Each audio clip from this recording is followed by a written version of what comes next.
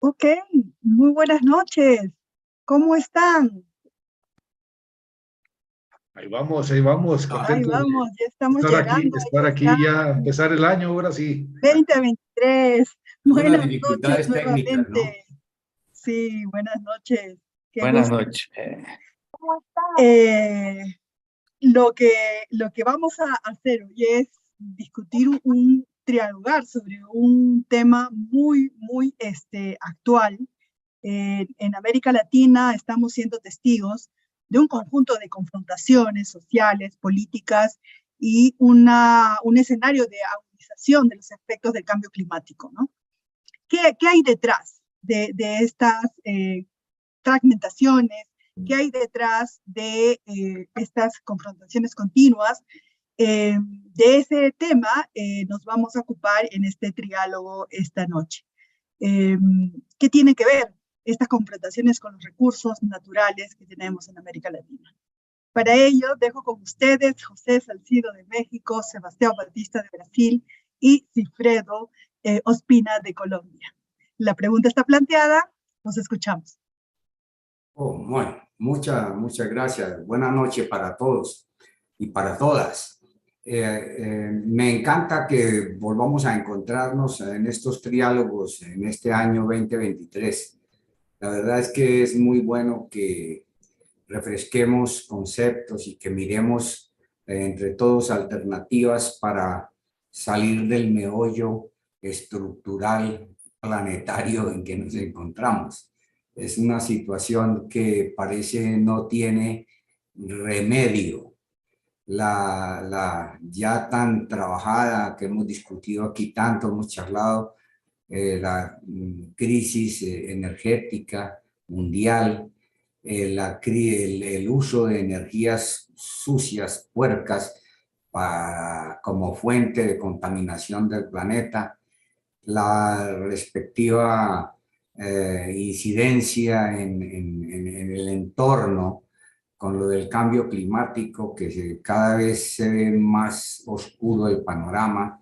Parece que llegamos, en vez del 1.5, sí vamos a llegar en los años 30, 40 a 2 grados, y ya eso implica que ciudades enteras, costeras, y claro, una de cada 10 personas en el mundo estará en situación de riesgo por el crecimiento, por el avance del nivel del mar, ¿no es cierto? Entonces estarán en peligro. Lo que nos viene por ese lado también gravísimo. Y claro, la crisis social que no se resuelve, que no tiene salida.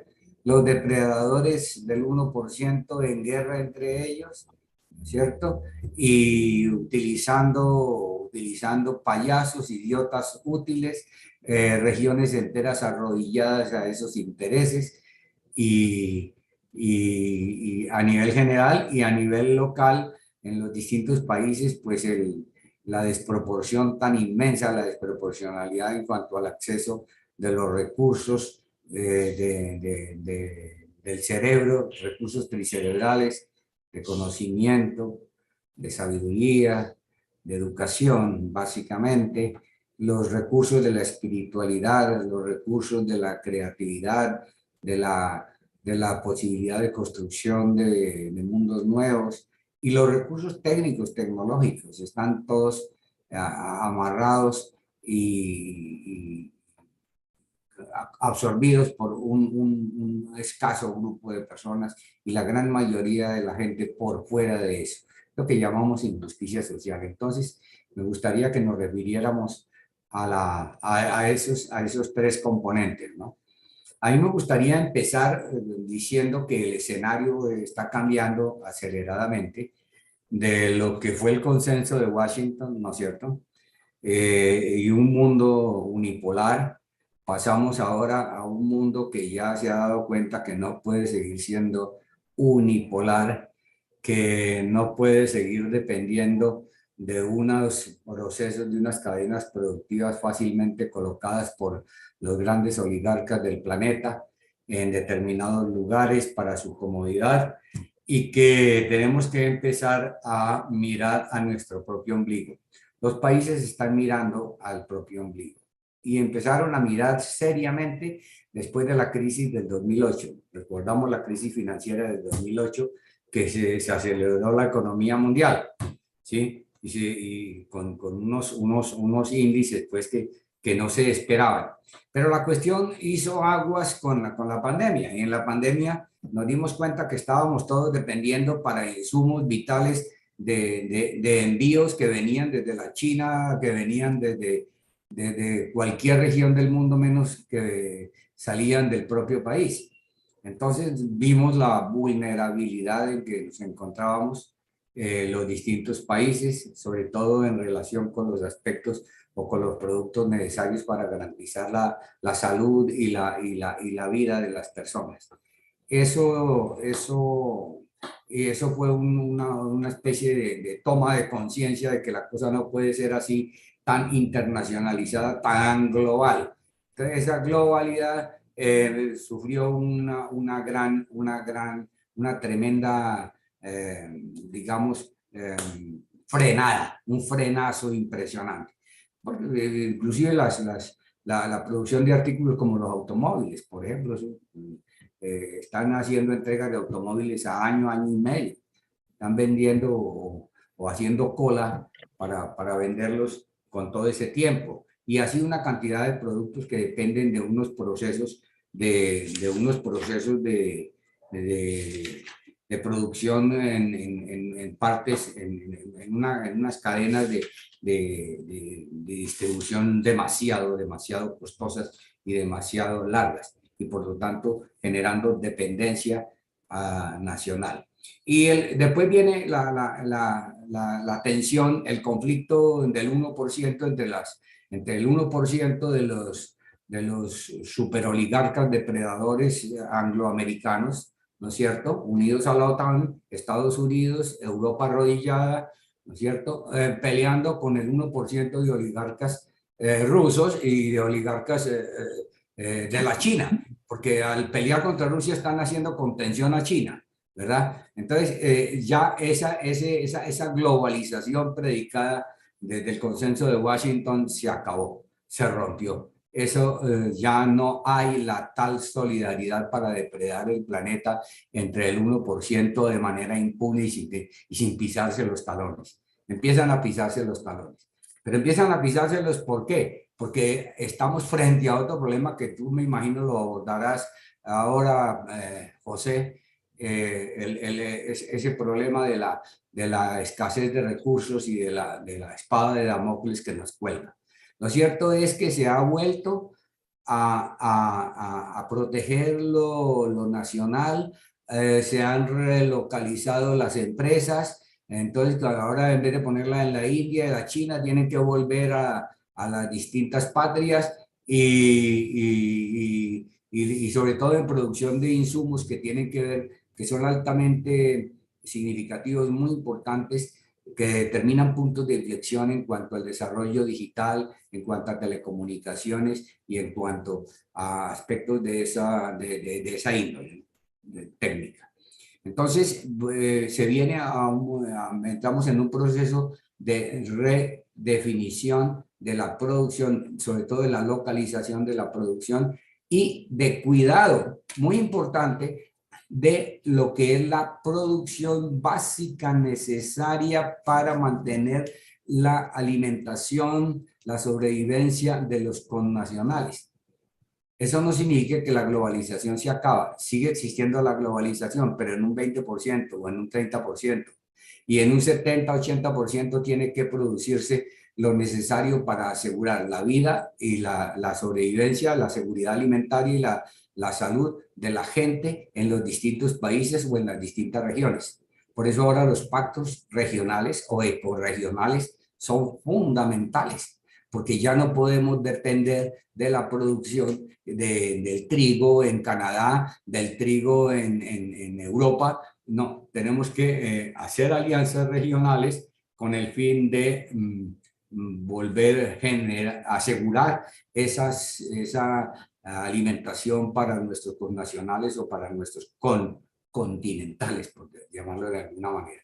Entonces, eso está cambiando. La globalización definitivamente se fue. Fue un intento, hicieron mucho dinero y lo peor de todo es que siguen queriendo depredar todo el planeta. Esto tiene que ver con la parte final, que nosotros busquemos salidas, planteemos algunas alternativas de salida, por qué debe luchar la gente, por qué, sobre qué, a qué aspectos debemos plantearnos, y lo dejamos para la parte final, ¿les parece? Sí, sí. Sí, otra manera de tomar lo que dices, retomar lo que dices, Ibero, es ubicarnos en esta triple fractura que estamos viendo a nivel planetario, ¿no?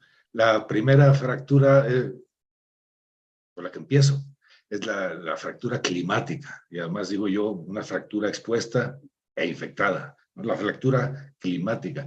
Estamos alcanzando los límites planetarios que sustentan la vida. La zona de seguridad para la vida la estamos rebasando muy rápidamente. No solo con el aumento del CO2 y por lo tanto la temperatura, el clima, el cambio climático, sino por la contaminación de los mares, de las aguas, de las tierras, etcétera, ¿no? Entonces, fractura climática. Luego viene la fractura geopolítica global, también planetaria, que esa es la que ahorita está condicionando todas las demás fracturas, todos los demás juegos, todas las demás disputas. Desde la caída de la Unión Soviética, cuando Francis, ¿cómo es? Fukuyama, Sí. publica El fin de la historia, 1992, da la idea de que ya ganamos. Es decir, ya ganó el imperio, lo que nosotros llamamos el imperio judeo-angloamericano, ya venció. Sí, el mundo unipolar, ¿no? Sí, ya venció a la Unión Soviética. Entonces, ganamos, entonces ya nos volvimos un mundo unipolar, y ahí vino la globalización, el despegue de la globalización a todo lo que da, que básicamente consistía en controlar los sistemas financieros de todos los países. Punto, ¿no? Se controlaban los sistemas financieros de todos los países. Y en ese orden unipolar global, el 1% empezó a acumular tremenda cantidades de riqueza. La desproporción fue incrementándose. Hay incluso quien dice que esta crisis que estamos viviendo, esta fractura geopolítica actual, tiene su origen o es continuación o es parte de un segundo momento de un gran proceso que empezó con la crisis bancaria del 2008. Fue la crisis del sistema unipolar, del sistema financiero internacional, del imperio judeo-angloamericano. Empezó la crisis. ¿Y qué fue lo que sucedió? Esta fractura geopolítica hace que en el campo de lo económico se estén enfrentando muy duro, nomás hay que ver las noticias todos los días. Los Estados Unidos encabeza el imperio judeo-angloamericano, el imperio que va en decadencia, contra China, que es el imperio económico que va en ascenso. Y tienen, como parte de la fractura geopolítica, su pleitito allá en Ucrania contra Rusia. Ese odio y temor que siempre han experimentado los europeos, paisitos chiquitos, contra la madre Rusia, que es un país gigantesco, más grande del mundo,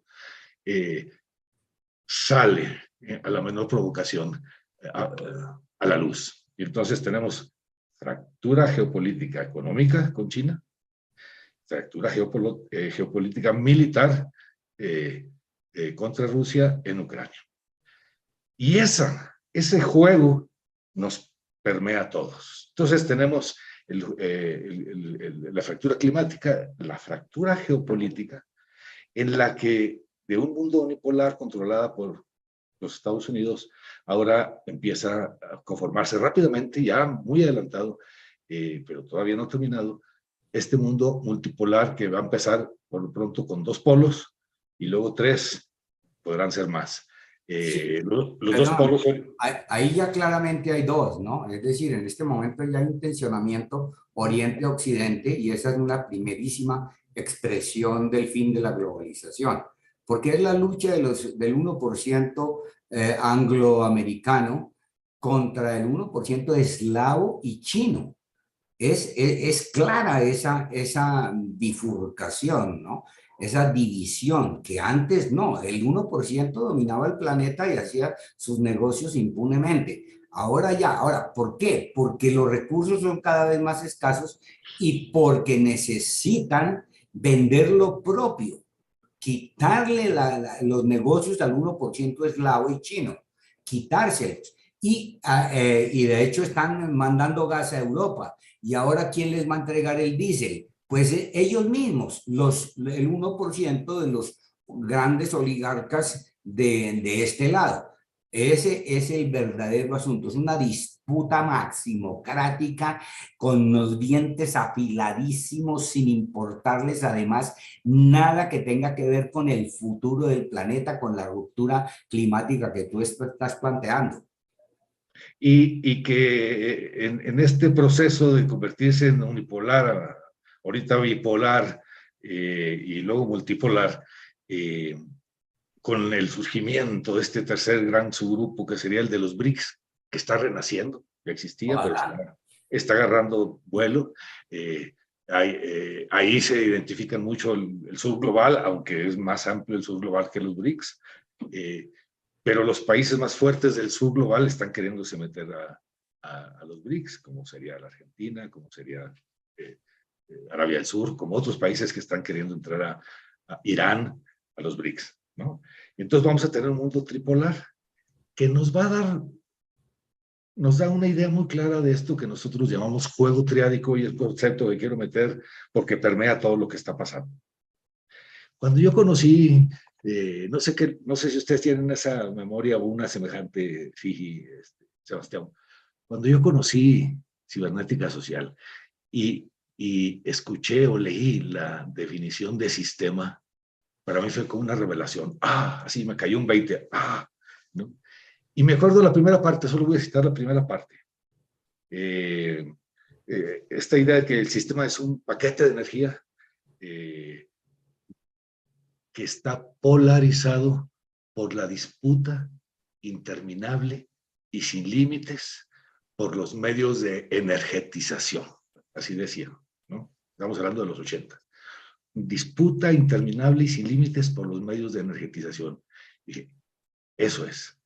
O sea, es otra forma de hablar de la guerra y de la cooperación. Y esa disputa interminable y sin límites en la que bombardean países, desbaratan países, matan personas, hacen golpes de estados, ahogan a la gente económicamente como en Siria, ¿no? Los bloquean a los países, todo se vale, no tiene límites, lo matan. Bueno, entonces tenemos que, visto desde esta perspectiva triádica, esa disputa interminable y sin límites se da en el imperio, en el subgrupo oficial, es el dominante. En este caso, es el imperio judeo-angloamericano, el IJA, ¿no? Encabezado por los Estados Unidos. Es el subgrupo oficial, es el que comandaba el mundo, es el que se sentía el dueño del mundo, no tenía rival alguno presente, fuerte, y se la creyeron. Y en eso surge el poderío económico que no para el de China, y el reto económico también que empezaba a tener Rusia en Europa con sus oleoductos, con sus gasoductos, y sobre todo esta posible alianza con Alemania. Y entonces, ahí donde está su grupo oficial, que es el imperio judeo-angloamericano, los gringos, surge su grupo antioficial. Entonces es el antihegemónico, ¿no? El antagónico. Y ahí tenemos otro gran subgrupo. El resto de los países del mundo, medio queriéndose reorganizar en torno a eso que se llama sur global, o más precisamente los BRICS, o los BRICS más, sería el tercer gran grupo planetario.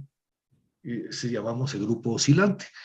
Y los BRICS representan y reflejan muy bien lo que es el subgrupo oscilante. Mientras el oficial se enfrenta contra el antioficial y viceversa, a muerte, el subgrupo oscilante va hacia un lado y hacia otro según le convenga. Y entonces estos países de los BRICS y todos los demás del subglobal, pues a veces hacen negocios con Rusia, a veces con China, a veces con los Estados Unidos, a veces con los tres, dándole la vuelta a las sanciones americanas, etc. Pero bueno, entonces ahí tenemos el concepto el concepto de juego triádico, tres subgrupos, oficial, antioficial y oscilante, dentro de la fractura geopolítica.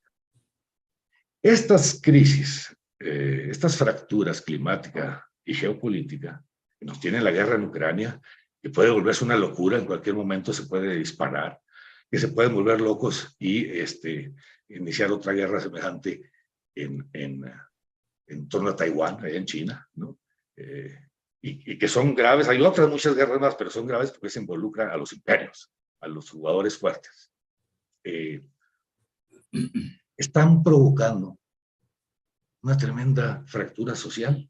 Esto que estamos viendo todos los días en Perú, en estas últimas semanas, es terrible. Pero otra vez, nomás hay que ojear los periódicos. El sistema de salud y los prestantes de los servicios de salud en la Gran Bretaña, las enfermeras sobre todo, paralizando la ciudad, declarándose en huelga, protestando porque están ahorcados. Los jubilados en Francia, llenando las calles. En España. En España. Una cita médica de especialista a 2 años. Ah, bueno, eso ya se volvió un país latinoamericano, esa es nuestra experiencia. Sí, hace rato. Esa es cotidiana, eso no es ninguna novedad. Pero la gente afectada por la inflación, los precios de la energía se dispararon, lo de los alimentos se dispararon, lo de los productos se dispararon, que es que porque se interrumpieron las cadenas de producción, que es que porque hay escasez, que porque no llegó los fertilizantes ucranianos y rusos, porque se interrumpió el flujo de los cereales que venían de esa región. Cuando los propios americanos, el senador Bernie Sanders, Robert Reich, que fue ministro de Trabajo con Clinton, están diciendo, no se hagan, esta inflación no está causada por los, como dicen los clásicos, por el consumo excesivo de la gente, por problemas de que no hay productos en el mercado. Está siendo provocada porque la enorme acumulación de riqueza que hicieron las tecnológicas, las farmacéuticas, ahora las petroleras, las grandes corporaciones de alimentos, etcétera, ¿qué es lo que están haciendo con sus recursos? Recomprando acciones. Entonces están extrayendo dinero del mercado, están extrayendo economía del mercado, están recomprando acciones. Entonces es una inflación provocada. ¿Y quién paga el precio? El resto de la gente. Y entonces estamos presionados porque la inflación en los alimentos ronda entre el 15 y el 20% en nuestros países. Como lo demás no sube tanto, entonces dicen que andamos en promedio en el 10%, 8% de inflación. Pero los alimentos, que nos afectan todos los días, andan arriba del 15%. Esta cuestión, como las del Perú, que decíamos ahorita, bueno, nos tienen en la tercera fractura, que es la social. Fractura climática, geopolítica, social. ¿Qué tienen en común estas tres? ¿Y cómo se puede resolver estas tres? Lo común en estas tres es la enorme desproporción. Cuando Sigi, cuando Sebas, cuando yo nos referimos a la oligarquía, al 1%, realmente estamos pensando en el 0.1%, ¿no? Esos que controlan todo a través de las corporaciones, de las sociedades anónimas, de las BlackRock, etcétera. Todas estas instituciones financieras que controlaban el mundo de manera unipolar, pero ahora ya se enfrentan con los chinos y ahora con los soviéticos. Al 1% soviético, o sea, todos los que tenían sus dólares en Europa, les pegaron, ¿no? Ahí hay un trancazo. Con Rusia es más militar la cosa, pero todavía no tocan el 1% económico chino y se están peleando. Y hay esta disputa. Pero no son bobos, ni unos ni otros. Esta disputa, esta fractura geopolítica se da en el contexto de un mundo donde somos 8.000 millones de personas, donde los recursos no alcanzan para todos en la medida que hay países como Estados Unidos, sobre todo, Europa luego, y las élites de todos nuestros países, con unos niveles de consumo que son insostenibles y que solo puede mantenerse porque tenemos más de la mitad de la población en pobreza y mucho en pobreza extrema, ¿no? Sí, y entonces ese es el factor común, el denominador común de estas tres crisis. Y por ahí tenemos que empezar a atacar ubicarnos en esta crisis, en esta triple fractura climática, triple fractura planetaria, climática, geopolítica, social,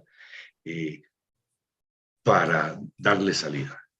Si no nos ubicamos ahí, todo lo que hagamos van a ser acciones disparadas sin sentido. A mí me gustaría, antes de que Sebastián nos hable un poco sobre las consecuencias a nivel social de todo esto que hemos planteado, precisar que no es que termine la globalización como tal, es un regreso a la producción en los aspectos fundamentales que tienen que ver con la vida en los distintos países. Es un regreso incluso a la producción de elementos clave, como dijimos, para el desarrollo tecnológico en los distintos países, pero fundamentalmente es garantizar la sobrevivencia, asegurar la sobrevivencia alimentaria y de salud de la gente. Lo básico, digamos así, lo básico, porque los recursos cada vez son más escasos y hay que aprovechar lo que se tiene y disparar la productividad local, ecorregional, ¿no es cierto? Y ecorregional. Pero la globalización se mantiene, como siempre, en el intercambio de aspectos o de productos que los países no producen. Todo lo que es la dependencia tecnológica, el know-how, cómo está distribuido en el mundo, sigue. Y eso sigue siendo un comercio internacional globalizado, ¿no? Entonces, para que Sebastián nos diga cómo impacta eso, no sé. Sí, yo pienso que estas fracturas en la realidad Sí. ocurren especialmente en razón de las disputas de las energías propiamente de la naturaleza o del conocimiento o de la tecnología. Entonces, tenemos la hegemonía del 1% sobre todos estos recursos, todas estas energías. En la práctica, con la acumulación desproporcional por parte de algunos, hay necesidades por otros y luego hay una fractura real alrededor de la energía, de los alimentos, del conocimiento y todo más. Pero tenemos un problema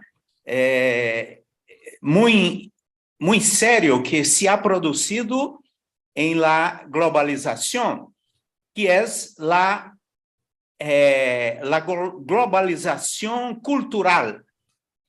Hay unas culturas hegemónicas que producen estos del 1%, especialmente en los países hegemónicos que se distribuyen para los países periféricos.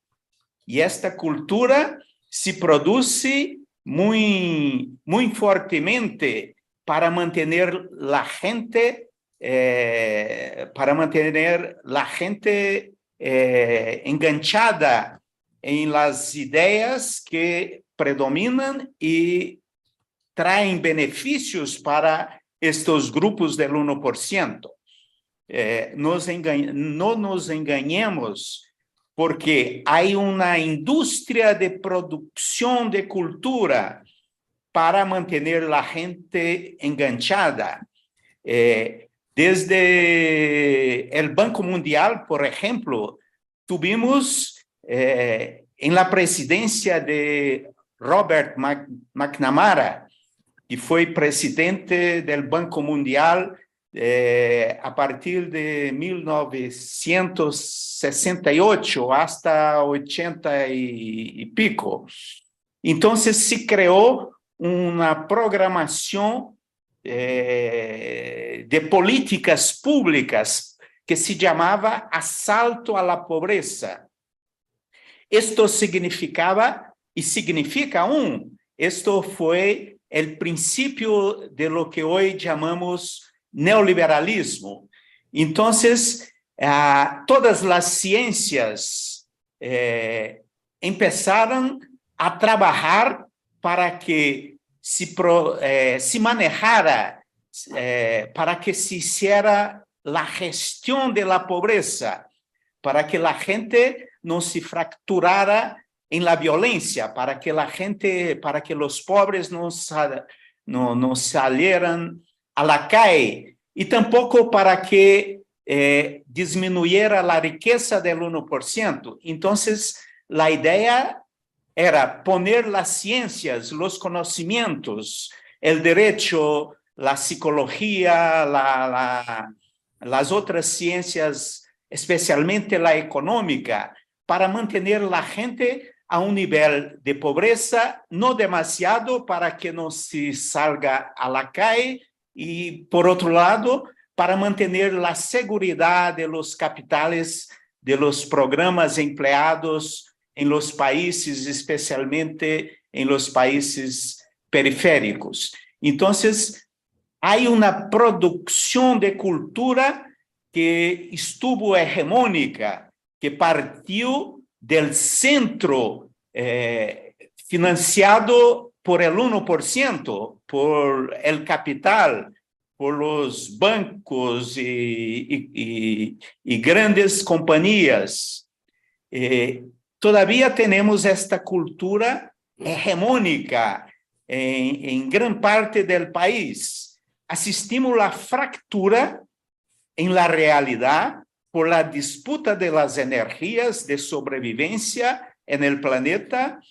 Tenemos algunos antioficiales que ahora intentan quitar esta hegemonía, pero en nuestros países tenemos el problema de la hegemonía cultural, que se mantiene por esto que llamo de aporología, o algunos dicen pobretología, pero hay, en la verdad, un conjunto de ciencias trabajando para mantener la gente en esta cultura hegemónica de los países centrales, para mantener la pobreza en un nivel que no sea demasiado fuerte, para no haber rebeliones y tampoco para que esto pueda poner en riesgo el capital de las grandes corporaciones que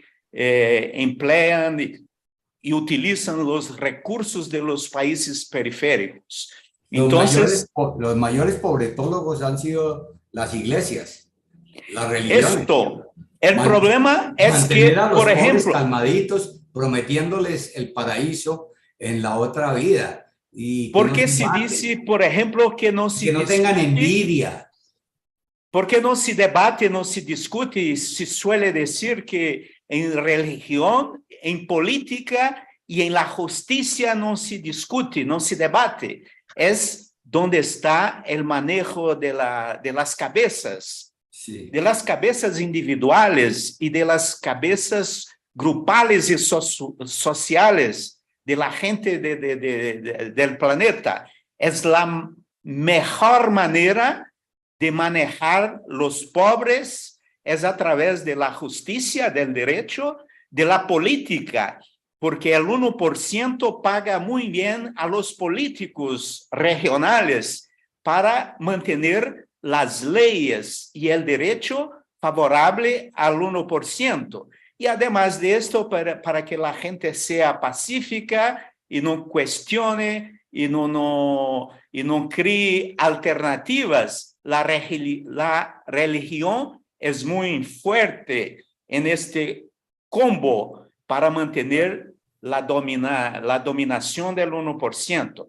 Entonces necesitamos de una fractura desde la práctica, desde la realidad, pero necesitamos en nuestros países de una cultura de referencias, de paradigmas que permitan a la gente pensar la realidad desde otra perspectiva. Por ejemplo, en la perspectiva de la proporcionalidad, para que se permita distribuir las energías necesarias a la vida regional en los países y planetaria de modo equilibrado. Entonces necesitamos nuevas culturas de gestión de los recursos naturales desde una perspectiva de equilibrio, de proporcionalidad, para que se pueda sobrevivir a la fractura climática y de producción y distribución de riqueza. Entonces, hablamos de la fractura en la realidad por las disputas, proponiendo dinámicas, tecnologías sociales que permitan la gestión a través de la cooperación, que existan las disputas, las competencias, pero en niveles proporcionales para que tengamos una cultura de convivencia más adecuada y que el planeta no explota. Algo en este sentido. Y con esto, por ejemplo, tenemos una propuesta de una vida ecorregional que ustedes pueden decirlo mejor. Antes de que profundicemos en eso, Sí, Pepe.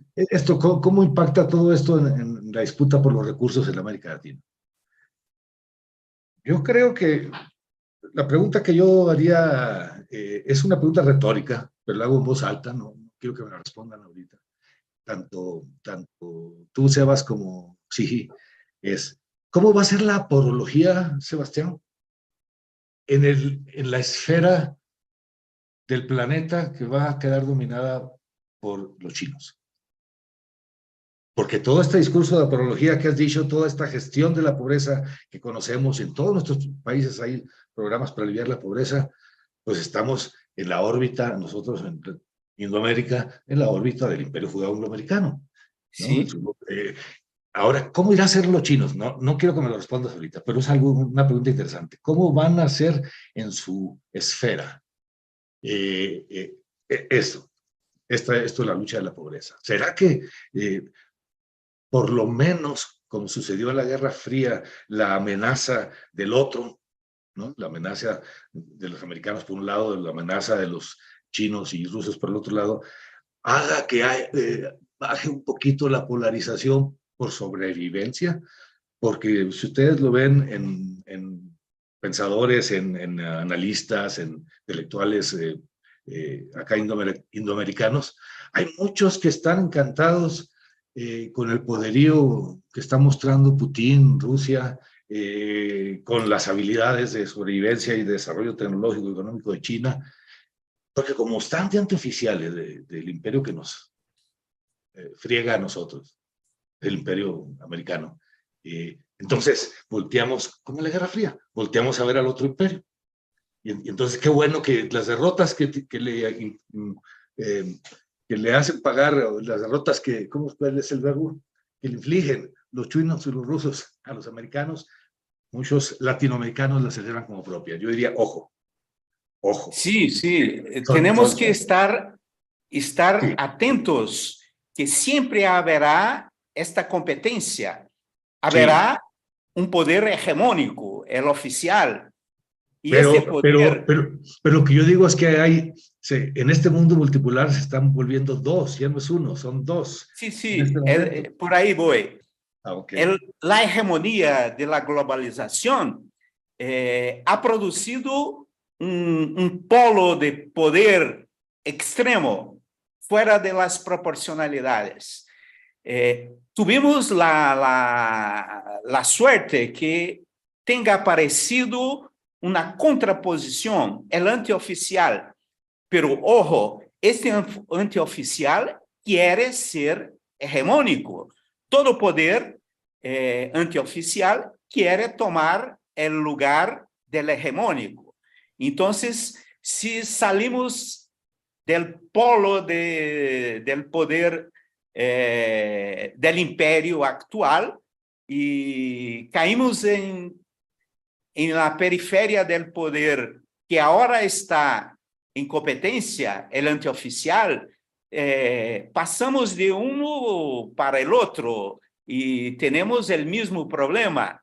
Lo que pasa es que necesitamos crear conocimientos y tecnologías propias para hacer el juego. La apología creada desde el Banco Mundial son disciplinas, son conocimientos para manejar la pobreza desde el imperio actual. Y los que están disputando seguramente quieren, irán producir sus conocimientos, sus tecnologías y seducciones para llamar hacia su polo estos oscilantes. Lo que pasa es que tenemos que crear nuestras tecnologías de convivencia, de conocimiento, de producción del manejo de la energía, que dé protagonismo a aquellos que están en la pobreza en nuestros países, para que nuestros países tengan también protagonismo en el juego global, para que no sea bipolar, para que la polaridad se distribuya proporcionalmente. Siempre habrá uno con más poder o menos poder, pero se necesita una proporcionalidad del poder para que el juego sea un juego saludable. De otro modo, salimos de un polo, caímos en otro y seguiremos en la pobreza, en la necesidad de migajas de que los imperios nos den para la sobrevivencia. Creo que Ceci quiere decir algo. Sí, yo estaba muy, tengo una digamos, diferencia. muy sorprendida, ¿no? Porque, digamos, en este escenario de tanta fragmentación, de luchas constantes, pareciera ser que no hay una salida, pero yo sé que ustedes quisieran comentar qué podemos hacer frente a esta situación en América Latina, qué hacer frente a esta tensión constante por la lucha de nuestros recursos naturales. ¿Cuáles serían nuestras propuestas? Si me permiten, me adelanto. José. Adelante. Bueno, mira, la cuestión es que lo que ustedes están planteando del juego triádico es absolutamente cierto. Un hegemón afronta la lucha de un hegemón, ¿no es cierto? El oficial y el antioficial, y el antioficial tiende a repetir los vicios del oficial. Lo que hay que hacer es ponerle freno al oficialismo. Y el oficialismo planetario en este momento no tiene freno, no lo tiene. Quieren seguir depredando, escurriendo todos los recursos, convirtiéndolos en dólares, convirtiéndolos en papel inútil, todos los recursos naturales, el agua, atacando los páramos, minería a cielo abierto, escurrir el litio del triángulo del litio de Sudamérica, acabar con todas las reservas de minerales del planeta y volverlo eso dólares. No hay quien les ponga el freno. Entonces, atendiendo a la demanda de Cecilia, nosotros tenemos que saber en América Latina, por lo menos, que se nos vuelve a la doctrina Monroe, al patio trasero. Y por eso en Perú no sueltan el Congreso, no sueltan a la presidenta, entre comillas, que hay. No dejaron gobernar a Castillo porque podía hacer alianzas con los chinos y con japoneses sobre recursos que para Estados Unidos son estratégicos, como es el caso del litio, como es el asunto del oro, como son tantos minerales que están allá en juego. Así que por eso se pusieron las pilas. Nosotros tenemos que ponerle freno al 1%. No podemos permitir que sigan explotando, destruyendo los páramos, las fuentes de agua. Sin agua no hay vida. No podemos permitir que destruyan el Amazonas, que lo conviertan en pastos en estériles, porque eso es estéril, la selva es estéril. Una vez que la bajan, eso se convierte, esa es una tierra de bajísima productividad. Es decir, que conviertan la selva amazónica en pastos para ganadería extensa. No podemos permitir que sigan depredando los recursos naturales. No podemos permitir que sigan con unas estrategias malditas de producción, de extracción insostenible. Lo insostenible es lo que no garantiza la vida a las futuras generaciones.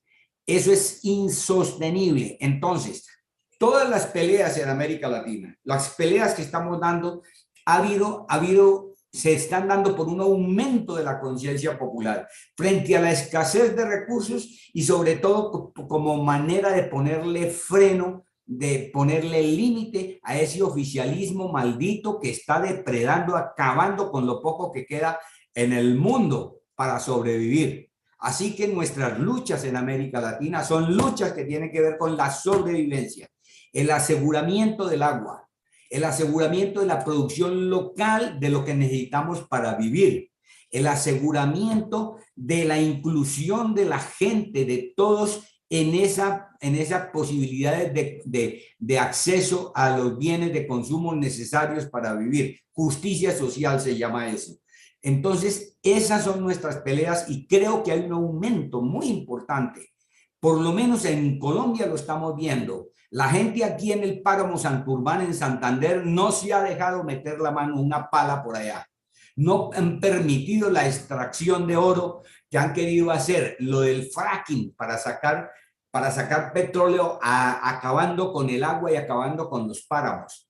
La gente cada vez tiene un mayor nivel de conciencia porque cada vez sabe que estamos con la espada de Damocles frente a la vida misma en el planeta, que los recursos son escasos y que tenemos que asegurarlos para nuestra propia gente en primer lugar y en segundo lugar para el planeta mismo. Esa es la orientación de las luchas. Lucha por justicia social, justicia ambiental, ¿no es cierto?, para que haya producción sostenible y que a ver si de pronto se nos da que efectivamente no caigamos de la cornisa porque en la que estamos transitando hacia el precipicio de la muerte colectiva. Es eso.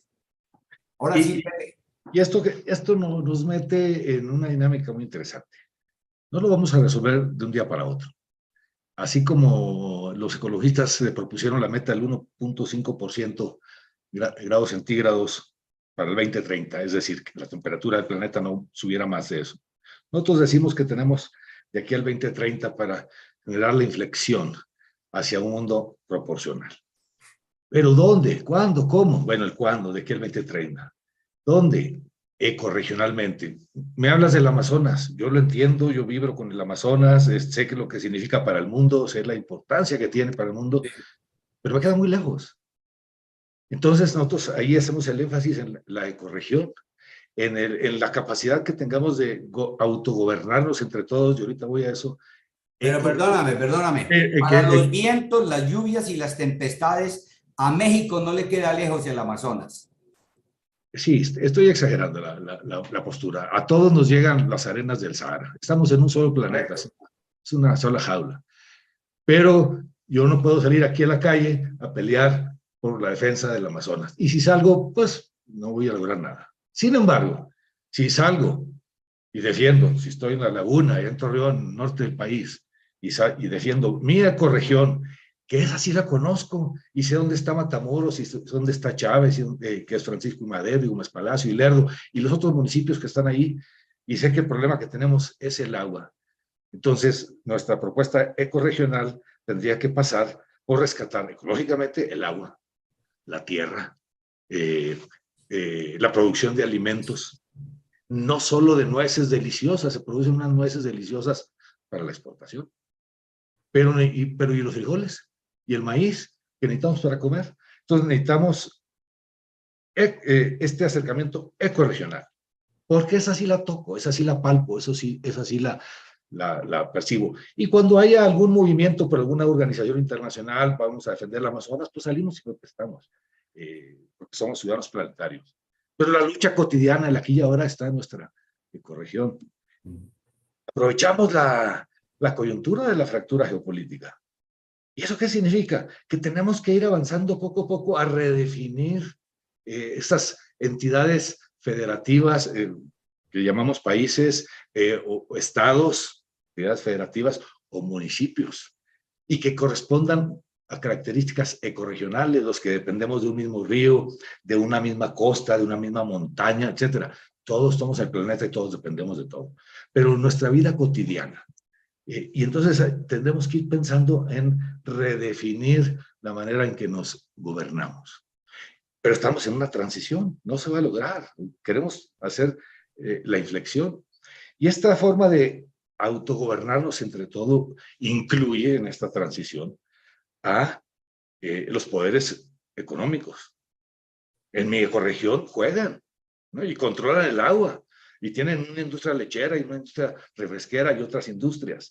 Y corremos un enorme peligro con esta fractura geopolítica, porque entonces las empresas norteamericanas están trayendo sus plantas de China y las están acercando a la frontera de los Estados Unidos. Y las van a querer poner en el desierto. Monterrey, norte, en el centro nosotros, Torreón, Chihuahua, para Tijuana, Mexicali.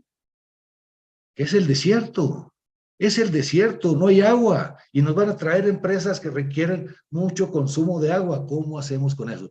Eso sí es mi ecorregión. Eso sí me toca salir a pelear, porque aquí el impacto va a ser real. Eso es como si fuéramos los vecinos de Ohio, ahí donde Palestina, ese pueblito Palestina, New Palestina, no sé cómo se llama, donde tronó, se volcó descarriló el ferrocarril, ¿no? Sí.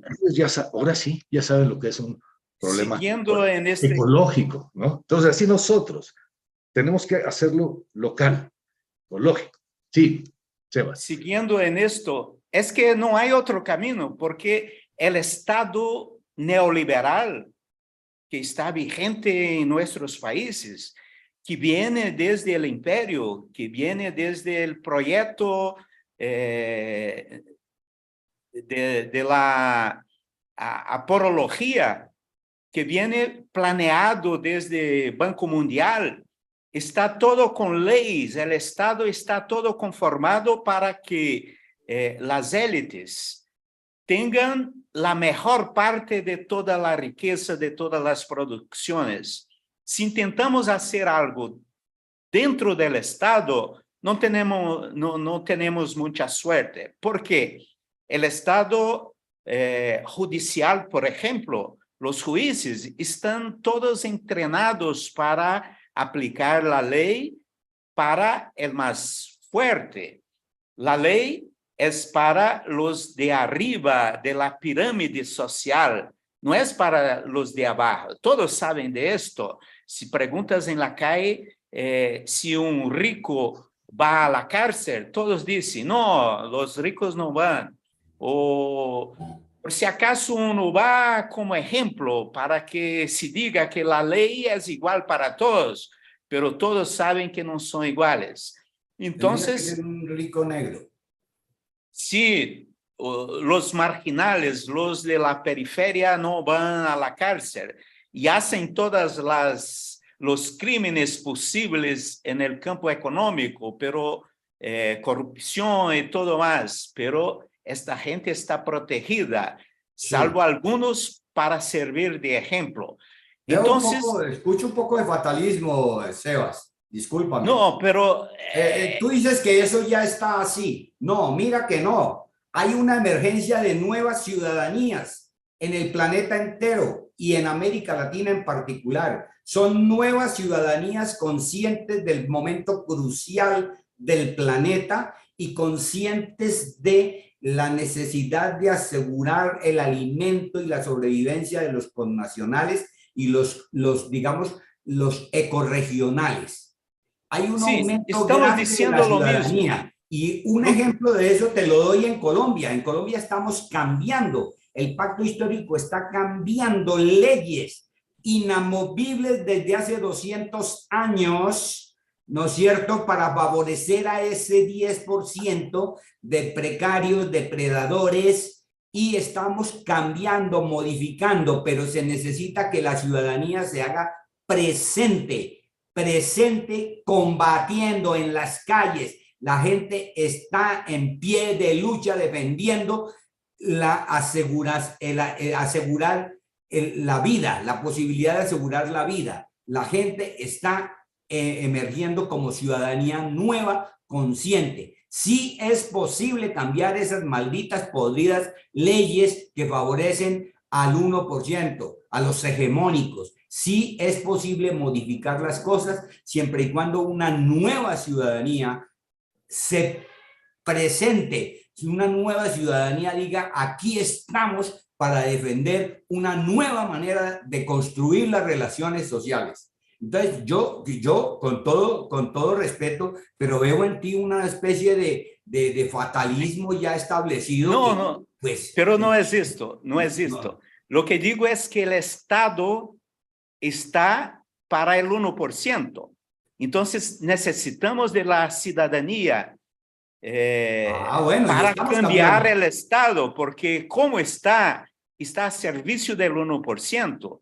El presidente del Banco Central, los ministerios, la policía está a servicio, además de la práctica de estas estructuras del Estado, tenemos la cultura que se debe cambiar también. Entonces, la política se cambia desde la ciudadanía, la gente consciente que tiene otros parámetros, otras ideas, otras prácticas desde lo particular, desde lo ecorregional, desde situaciones particulares, cambian los valores, la cultura, porque el Estado, doy un ejemplo, en Brasil se cambiaron muchas leyes que estaban a servicio exclusivo del 1%, y luego vino otros que en un plumazo se quitó todo que se hizo de avance por la ciudadanía. Entonces es un juego permanente que se tiene que organizar desde lo ecorregional en la práctica de la producción de las energías necesarias, alimentos, cultura y todo más. Entonces, no hay que se fiar del Estado, porque el Estado neoliberal tiene una estructura que funciona a servicio de privilegios, no está a servicio de todos. Hay una lógica desde siglos para el 1%. Entonces, no creamos que es tan fácil. Tenemos que partir de una práctica, de una cultura, de modificaciones de estructuras del Estado, de rehacer el Estado para una vida más proporcional en el planeta. Es la tarea que le espera al Perú, Ceci. Cecilia, sí, así es. O sea, en conclusión, la nueva constitución del Perú tiene que recoger definitivamente todas esas aspiraciones y modificar toda la ley que está al servicio del 1%.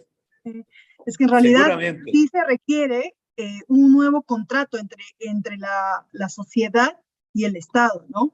Y ese contrato que pueda generar esos puntos de inflexión capaces de promover estos modelos ecorregionales, donde los ciudadanos nos recuperemos como ciudadanos y podamos enfrentar todas estas situaciones que estamos viviendo para asegurar los recursos naturales para nuestra subsistencia, que es importantísimo que todas y todos nos sintamos parte de ese proceso de desarrollo, no solo para el 1%, sino que incluya una justicia, digamos, social, una justicia ambiental, y esta lucha va a ser posible si alcanzamos esos niveles de madurez, ¿no? De poder autogobernarnos y empezar en esos espacios más pequeños, más ecorregionales, donde realmente no nos dediquemos a gestionar la pobreza, sino a enfrentar los desafíos que este mundo, pocos suelen darse cuenta, ¿no? La escasez que vamos a vivir en estos próximos años, no muy lejanos, de agua, ¿no? La pérdida, digamos, de suelos fértiles para la producción de alimentos, y además todo esto enmascarado con la lucha de confrontación entre ciudadanos y ciudadanos, entre personas hoy en día, alentados naturalmente, como ha explicado muy bien Sebastián, por estos recursos, estos arsenales que usa el oficialismo para poder mantenernos calmados, callados, ¿no? Y solamente ser espectadores mientras el mundo está pasando. Sí necesitamos un nuevo contrato social, no solamente pero en América Latina necesitamos redefinir este poder. Para ese nuevo contrato social, para esa ciudadanía, no es suficiente, es necesario, pero no son suficientes las explosiones sociales que estamos viendo. Eso es parte del malestar. La pregunta es, ¿con qué paradigma? Esa ciudadanía, ¿con qué paradigma va a funcionar? Si tenemos 40 años de neoliberalismo, más 200 de capitalismo, perdón, si Hollywood controla la cultura, como nos sugería ahorita Sebastián, entonces nuestro imaginario está condicionado por Netflix, por Hollywood, ¿no? ¿Cómo vamos a hacer, cómo va a ser la ciudadanía para que esto que ahorita es una explosión legítima, necesaria, pero que, si no va acompañada de una transformación cultural que incluye esta cuestión de un paradigma, y por eso empezamos hablando de juego triádico, paradigma triádico, donde no hay una verdad única, donde no hay un subgrupo único, donde no hay un mundo unipolar, sino diverso, por lo menos 3 grupos, decimos nosotros, ¿no? Oficial, antioficial, oscilante, pero todos juegan y todos permanecen. Y todos deben incluirse. Y todos incluyen. Claro. Y entonces necesitamos un paradigma, necesitamos una utopía. Nosotros decimos y hablamos de la utopía proporcionalista, que es lo opuesto en 3 al igualitarismo, a la utopía capitalista y a la utopía socialista. La máxima desigualdad, capitalismo, ¿no? La locura total, es la que nos tiene aquí. O el socialismo, pues que ya fracasó, ya tronó, eso no sirve. La máxima igualdad. No, proporción, somos diferentes, somos diversos, nos organizamos en subgrupos, pero dentro de ciertos límites jugamos. Nos incluimos proporcionalmente. Nos incluimos proporcionalmente. Ahí ojalá. Una propuesta. Ojalá la próxima constitución en Perú sea la primera constitución proporcionalista, ¿no? Incluyente desde el juego triádico, del juego múltiple, del juego de la diversidad, pero que los incluya a todos. Eso le deseamos al Perú. Ojalá. Bueno, yo siento que sí, claro, pero me da tristeza y ahí comparto un poco bueno, no tenemos, no hay quien, hay muchas propuestas muy interesantes, pero ya vimos lo que pasó en Chile cuando quisieron cambiar la Constitución, se atoraron, ¿no?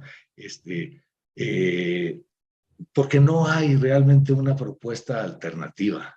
¿Qué haces contra el imperio judeo-angloamericano en términos discursivos, del capitalismo, del neoliberalismo? Le pones el marxismo, comunismo, socialismo. Ya fracasó eso, no sirve. Entonces, ¿qué? Progresismo, y es una melcocha de cosas que va mucho por la onda de la porología, donde sí se tienden a disminuir la desigualdad, etcétera, pero no hay una propuesta diferente. Yo no he visto que propongan que se limite, así como un piso, nadie por abajo de ese piso, se limite nadie por arriba. No, cuando mucho les da para impuestos a los ricos, más de 3% de impuesto a la riqueza a partir de 7 millones. No, esos ricos son insostenibles. Entonces necesitamos paradigma, necesitamos utopía y esa forma de autogobernarnos ecorregionalmente. Pero estamos en la transición. El Estado, como bien dice Sebas, no sirve en este momento. No sirve porque es el Estado hecho por el mundo neoliberal, por el 1% del imperio judeo-angloamericano para sus intereses. José, quiero añadir ahí que hay muchos engaños. Por ejemplo, las constituciones neoliberales todas son muy ricas de derechos, muy ricas en el papel, porque en la práctica no ocurre. Entonces hay un engaño muy grande en la confección de una constitución. Se hacen, por ejemplo, constituciones de izquierdas, pero estos derechos que están diciendo allá, que garantizan alimentos, que garantizan abrigo, que garantiza derechos a la libertad, pero los pobres, los indígenas, los negros siguen siendo los clientes de las cárceles, de la pobreza y todo más. Entonces, hay en la aporología, en la técnica jurídica, muchos engaños para dar el derecho simbólico en la ley, en la Constitución, pero que jamás se alcanza en la práctica. Entonces, hay que poner ojo y cambiar estas técnicas, estos paradigmas de cómo dar derechos y ejecutarlos y permitir que se ejerzan en la práctica. El problema es más hondo porque más que el paradigma se cambia y se dice que hay parámetros proporcionales entre los derechos, pero se sabe que jamás esto va a ocurrir. En el modelo neoliberal está lleno de estos ejemplos. Hay que ponerlo muy claro.